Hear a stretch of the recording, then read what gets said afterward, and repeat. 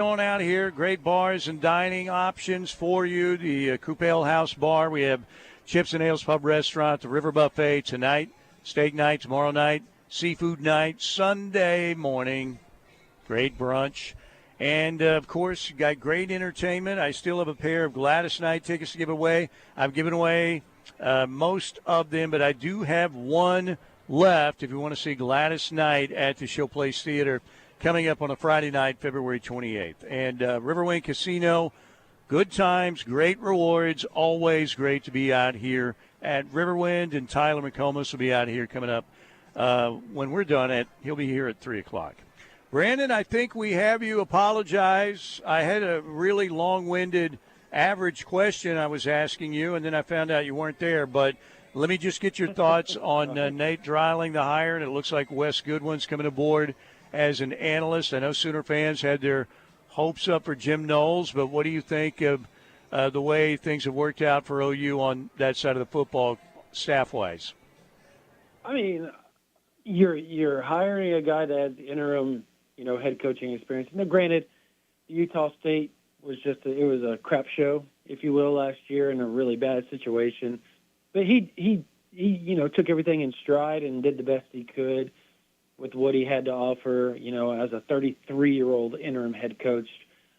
He's been a successful defensive coordinator, obviously at New Mexico State, went over there and obviously beat Auburn, right, in 2023, and took that defense. I believe they jumped something like 70 spots year to year whenever he showed up. From the year he wasn't there to the next year he arrived, that defense jumped up 70 spots. So he's a very smart, outgoing, energetic guy, someone that, granted, I honestly, I've talked to him a few times over the years just in his dealing whenever he was at other schools and stuff like that. He was always super nice.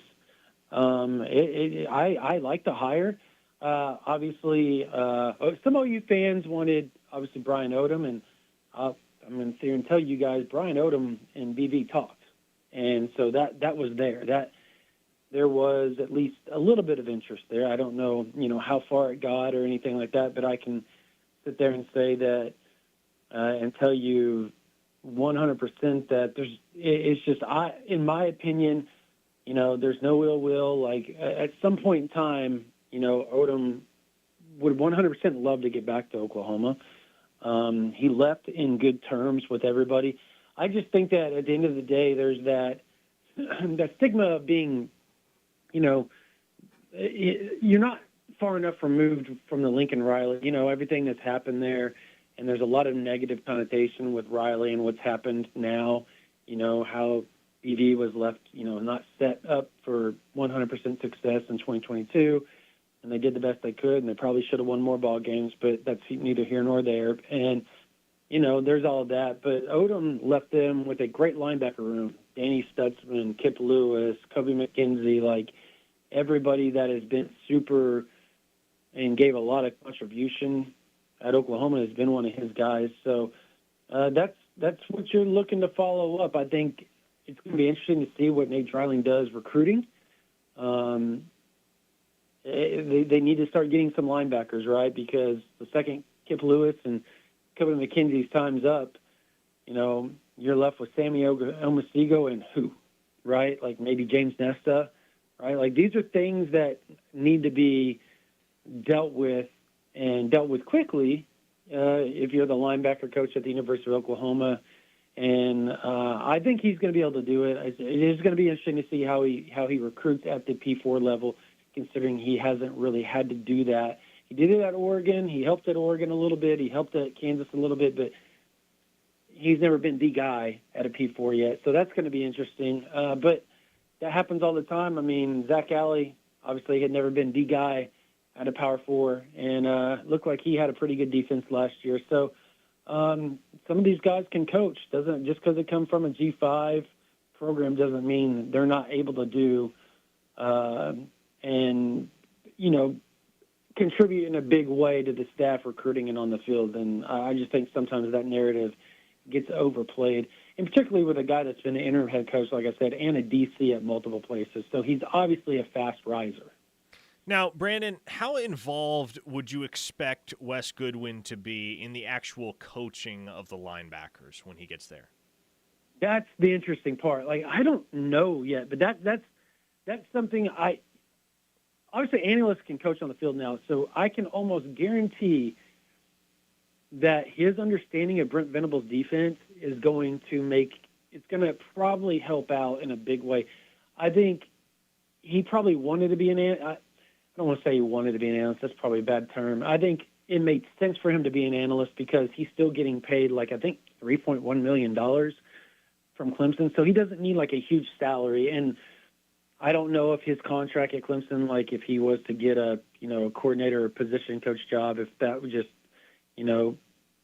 screwed up his pay with Clemson or whatever they owed him in his contract. Like, there's all those, fine print things and those things and clauses. So I don't know. I think it's a great hire, though, as an analyst. This guy has coached a Power 5 team to the playoffs, right, as a defensive coordinator. This guy has coached under Brent Venables for years as an analyst and a defensive quality assistant or a control assistant guy, and he knows that defense. So you would have to assume that between Skalski and Goodwin that, Dryling's going to have some strong help. And on top of that, Rufus Alexander, like, they're going to have some really good coaching at the linebacker, and that's not even counting the fact that BV will spend time there as well. So the linebacker unit should be really, really good, and it also doesn't hurt to have Goodwin in there helping Dreiling, recruit. So I think that was, on top of everything, I think that was probably one of the key things that happened today that is huge for Oklahoma. Brandon Drum with us, OU Insider, joining us on the Riverwind Casino Hotline. Had some things happen for the 2020-26 class, 2026 class, not the 2020-26 class. But wide receiver, new one. What do you think's going on? I saw a few Sooner fans on X freak out when Jaden O'Neal thanked Georgia for an offer. What do you make of what's going on with the 26 class right now?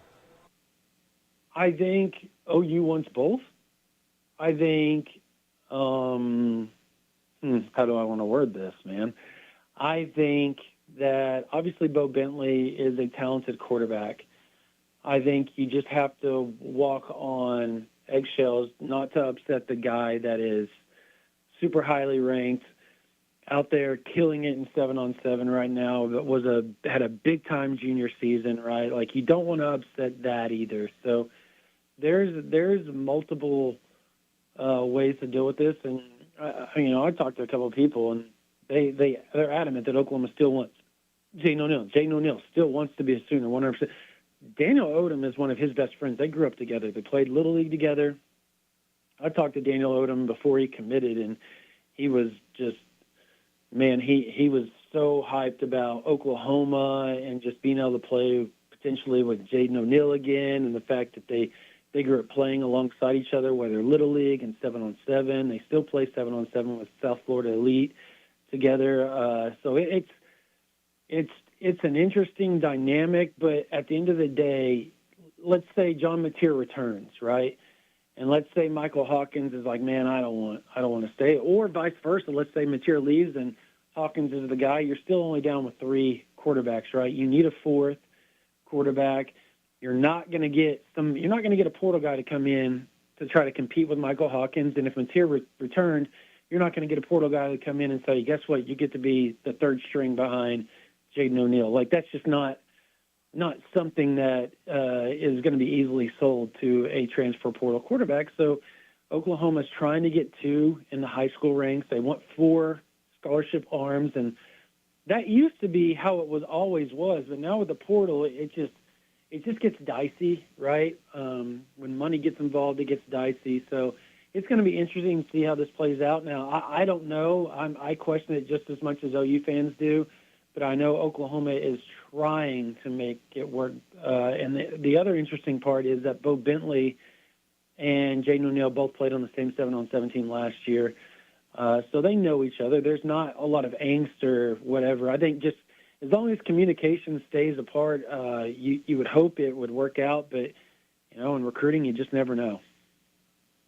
Now, Brandon, before we let you go here, big pickup earlier this week, and it kind of got buried in the news cycle pretty quickly for OU in the 2026 cycle. But what does Landon Daniel Odom mean to that wide receiver room and Emmett Jones group? Oh, it's huge. I mean, look, him, Jaden O'Neal, right? Jabari Brady's the other guy out of Florida, right? He's a very, very talented player, one of the top 100 players in the country. Mason James, obviously, is also very close with Jaden O'Neal. Like, that's the other thing, Parker, and I know that's kind of what you're getting at, is that, like, they're all buddies. And the second one goes, it can kind of screw things up for the rest of them. So getting Daniel Odom is huge for Oklahoma. He brings size, speed, athleticism, just the willingness to go up and make the big catch. Like, if you go watch his film, it's pretty impressive. And it gets OU into St. John Bosco, right? Like, that's the other big part. Like, in California, one of the most prestigious high school programs in all the country. So huge get for Oklahoma. If they can go grab Jabari Brady, who did not have OU in his top 10, but now going to take an official visit to OU most likely, that's huge. And then Mason James in Oklahoma, obviously, Norman North guy, huge deal there with his relationship with Jaden O'Neal. I think, if those are the three guys you land, and then you get Aljor Miles on top of that, that might be the best receiving grab in the country.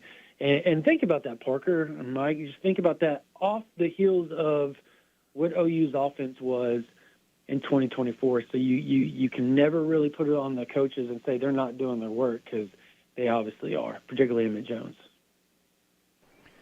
Brandon, thank you. Apologize for the technical issues earlier. No, but, it's obviously my fault too. So, appreciate you. All good. Appreciate you guys. Okay. Thanks, Brandon. Thank you very much. Do you hear what he said? We can make it Brandon's fault. Okay, we'll make it his fault. All right, everything is Brandon's fault. Okay, yeah. We'll make it his fault. And the fears segment, too. Also Brandon's fault.